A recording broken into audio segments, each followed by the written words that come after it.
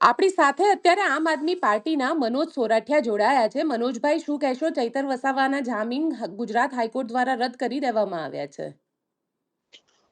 જી, આ સમાચાર સાંભળ્યા છે અમે. અને લગભગ જે રીતે આખી ઘટનાક્રમ થયો અને જે રીતે સરકાર દ્વારા ટાઈમ લેવામાં આવતો હતો એના આધારે અમને ખ્યાલ તો હતો કે ભાઈ આ કદાચ અહીંયા હાઈકોર્ટ ઉપરથી આપણને આશા નથી, પણ અમે જ્યુડિશરી ઉપર પૂરો વિશ્વાસ છે. સુપ્રીમ કોર્ટમાં આગળ વધીશું અને જઈશું. અને ચોક્કસ આ જે આખી ઘટના છે એ ઘટના રાજનીતિક કાવતરું છે અને ચેતરભાઈને કોઈ પણ રીતે ચેતરભાઈના જોશ અને એને તોડવા માટેની કોશિશ છે, એમને ઝુકાવવાની કોશિશ છે, આદિવાસી સમાજને ઝુકાવવાની કોશિશ છે. અને તમામ ન્યાયના દરવાજા છે ખખડાવીશું અને ન્યાય લઈને રહીશું.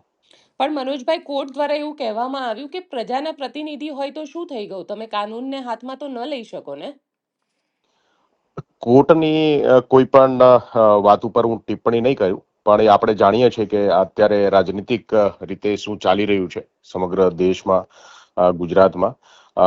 જેટલી પણ સંસ્થાઓ છે, સંસ્થાઓને કેવી રીતે ઉપયોગ કરવામાં આવે છે એ પણ આપણે જાણીએ છીએ. જનતાનો અવાજ દબાવવાની કોશિશને કેવી રીતે દબાવવાની કોશિશ થઈ રહી છે એ પણ આપણે જાણીએ છીએ. એટલે વિશેષ કંઈ ટિપ્પણી નહીં કરું, પણ આ લડાઈ જે છે એ લડાઈ અમે લડતા આવ્યા છીએ ને લડતા રહીશું. એ ચાહે રાજનૈતિક લડાઈ હોય, એ ચાહે લોકોના પ્રશ્ન ઉપાડવા માટેની લડાઈ હોય, કે ચાહે જ્યુડિશરી અને લીગલ લડાઈ હોય, તમામ લડાઈઓ લડતા રહીશું. મનોજભાઈ, આમ પણ ચૈતરભાઈને 7 વર્ષની સજા થઈ છે. કાનૂની રીતે જોવા જઈએ તો 2027 સુધીમાં ચૈતર વસાવા કદાચ ચૂંટણી ન પણ લડી શકે તો વસાવા ચૂંટણીના મેદાનમાં આવશે, આમ આદમી પાર્ટી એમને લાવશે મેદાનમાં. આજે તો પ્રશ્ન માત્ર એ જ છે કે ચેતર વસાવા જે છે એ ધારાસભ્ય છે. સજા થઈ હોવા છતાં પણ હજુ સુધી ધારાસભ્ય પદ એમનું રદ કરવામાં નથી આવ્યું. અને અમને ભરોસો છે કે આ જે લીગલ લડાઈ છે એ લડાઈ લડીશું અને ચેતર વસાવા ધારાસભ્ય છે અને ચેતર વસાવા ધારાસભ્ય રહેશે. બિલકુલ મનોજભાઈ, અમારી સાથે જોડાવા માટે આપનો ખૂબ ખૂબ આભાર. Thank you.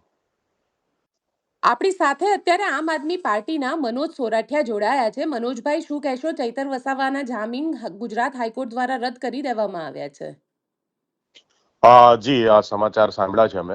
અને લગભગ જે રીતે આખી ઘટનાક્રમ થયો અને જે રીતે સરકાર દ્વારા ટાઈમ લેવામાં આવતો હતો એના આધારે અમને ખ્યાલ તો હતો કે ભાઈ આ કદાચ અહીંયા હાઈકોર્ટ ઉપરથી આપણને આશા નથી, પણ અમે જ્યુડિશરી ઉપર પૂરો વિશ્વાસ છે. સુપ્રીમ કોર્ટમાં આગળ વધીશું અને જઈશું.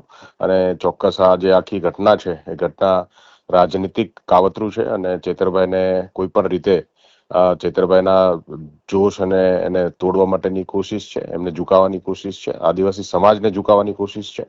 અને તમામ ન્યાયના દરવાજા છે ખખડાવીશું અને ન્યાય લઈને રહીશું. પણ મનોજભાઈ, કોર્ટ દ્વારા એવું કહેવામાં આવ્યું કે પ્રજાના પ્રતિનિધિ હોય તો શું થઈ ગયું, તમે કાનૂનને હાથમાં તો ન લઈ શકો ને?